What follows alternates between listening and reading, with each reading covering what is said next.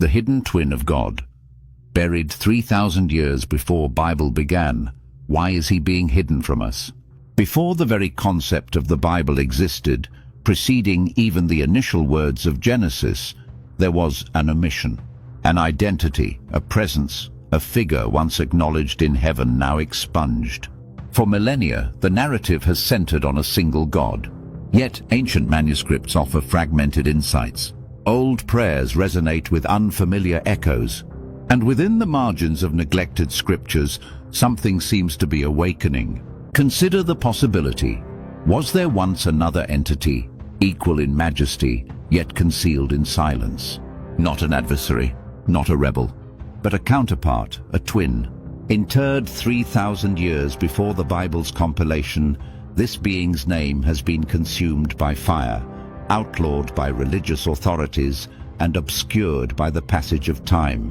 Still, remnants persist. Clues, resonances, enough to pose the question they sought to suppress. Was Yahweh truly ever alone? Do you suspect a divine entity has been deliberately erased from our historical understanding? Let us make man. The plural voice of Genesis. The Bible commences with a potent declaration. In the beginning, God created the heavens and the earth. However, merely a few verses later, Genesis chapter 1:26 interrupts the narrative with a voice that seems divided. Then God said, "Let us make man in our image, according to our likeness." Genesis chapter 1:26, NKJV. Us? Our? Who is speaking, and to whom? Theologians have offered explanations, the royal we, or God addressing angels. Yet angels are never depicted as co-creators, especially not in God's own image. The Hebrew term here is Elohim, enigmatic and plural, literally meaning gods. Appearing over 2,000 times, it often denotes divine beings or heavenly assemblies, as in Psalm 82:1. God has taken his place in the divine council. In the midst of the gods he holds judgment. Here, one Elohim presides among others. This points beyond a simple council. If Yahweh creates, who is the us he addresses, sharing the divine image and essence? This hints that Yahweh might not have been solitary. Perhaps another presence stood alongside him, akin beside him, a counterpart in glory. Yet this being's name is absent, his narrative unrecorded. Ancient Near Eastern traditions, Babylonian, Canaanite, Semitic, often featured twin deities or paired powers, suggesting divine duality was once foundational. Could the Bible's earliest language echo this obscured truth? The plural voice of Genesis seems less an anomaly and more an entryway into a forgotten theology, potentially originating not with one God, but with two whose unity was sacred. The two powers in heaven. One was erased. Ancient Israel, before systematic theology, the concept of God wasn't invariably singular. Early Hebrew scriptures suggest a divine hierarchy, known in Jewish scholarship as the two powers in heaven. Initially mainstream, this belief was prohibited around the 2nd century AD as rabbinic authorities deemed it perilous.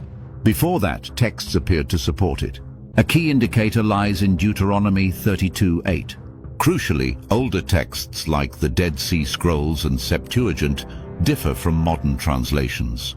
They state, "When the Most High, El Elyon, gave to the nations their inheritance, he fixed their boundaries according to the number of the sons of God."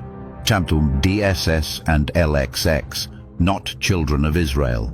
This implies the Most High allocated nations among divine beings, sons of God, with Yahweh receiving Israel as his portion. Verse 9. In this framework, Yahweh is one recipient under El Elyon, mirroring the structure in Psalm 82. Why did this understanding vanish? During the post-exilic era, Ezra's time, Israel focused on consolidation. Strict monotheism became central to identity, making notions of multiple divine powers problematic. Priestly scribes reshaped texts. El Elyon and Yahweh merged. The divine council became metaphorical, and the two powers memory was forbidden. Yet fragments like the Genesis Us, the original Deuteronomy reading, and the Psalms Council hint at a time when heaven possibly resonated with two primary voices. If Yahweh was one, who was the other, deliberately erased from the record? The lesser Yahweh, the name they feared to utter. If another primary voice existed, who was it? Ancient Jewish mysticism offers a shadow in 3 Enoch's Metatron, a figure exalted above angels, sitting enthroned, judging and inscribing the book of life. Strikingly, 3 Enoch 12:5 calls him the lesser Wektuar, for the name of his master, the Tetragrammaton, is in him. He bears the ineffable name, usually reserved for the Most High. This wasn't mere reverence. It suggested a transformation or elevation to divine status, a second power reflecting the first, a twin by essence. Other writings place Metatron at God's right hand, acting with his authority. Such duality became too dangerous. Two bearers of the name seemed untenable. So this doctrine was branded heresy, the figure edited out of public liturgy, lingering only in apocrypha and mystical texts. Christianity later echoed a similar concept in John 1. The Word was with God, and the Word was God. Was Metatron the original twin, or a later reflection? The hypothetical twin sought here wasn't elevated, but was always present beside Yahweh from the beginning. Perhaps his name was struck not for transgression, but because his resemblance to the Creator was too perfect, blurring heaven's distinct boundaries, a being who vanished not in rebellion, but by divine decree. The twin before Genesis, a divine echo older than time. Consider the time before Genesis, before creation's dawn. In that primordial silence, perhaps there were two, not rivals, but a unity, two facets of one glory. Mystics spoke of the first mirror, God beholding himself in reflection, a being of the same divine essence, a twin by nature. Gnostic texts mentioned aeonic pairs, harmonious emanations. The Zohar whispers, the Holy One created the world with the left and the right. When creation began, differentiation became necessary. Yahweh spoke into the void, the other remained concealed, folded into the silence beneath reality, not fallen, but veiled. This might explain Genesis's plural letters followed by a singular focus. The other was present, an echo in the light, yet history required simplicity. One name, one throne. Thus the twin became a shadow. Prophets like Ezekiel, living creatures reflecting a presence. Daniel, one like a son of man beside the Ancient of Days, and John, a lamb on an occupied throne, glimpsed this duality. Was this the twin from the beginning? If so, his existence predates scripture and religion, representing what was lost before the fall, a name buried before the Bible began. Buried at Babel, when the twin disappeared, scripture depicts heaven intervening at Babel, scattering humanity. Genesis 11. The deeper consequence might be illuminated again by Deuteronomy 32:8-9's ancient reading. Following the scattering, the Most High assigned nations to the sons of God, reserving Israel for Yahweh. Babel could represent a turning point where cosmic rule shifted. The divine plurality was curtailed, the sacred mirror fractured, and the twin's presence sealed. Why? Perhaps fractured humanity could no longer bear the complexity of two primary divine figures. Babel didn't just divide language, it may have fragmented collective memory, obscuring the full divine image. Scribes, seeking clarity, then solidified the focus on one. The erasure wasn't necessarily violent, but a quiet deletion, leaving an absence in vacant spaces between verses, in plural words treated as singular, in silences left unexplained. The twin was buried in time, marked by this absence. Echoes linger in Mesopotamian, Egyptian, and Sumerian myths of divine brothers or vanished counterparts. What humanity lost at Babel might transcend language. It could be the unity of knowing heaven fully and the complete image in which we were made, their image, leaving only one aspect visible. The return of the twin, a prophecy unsealed. What is buried or sealed is rarely gone forever.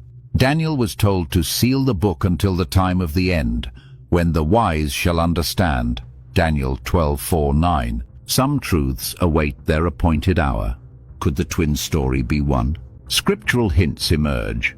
Revelation 22:4 speaks of seeing his face and his name on foreheads, but which name?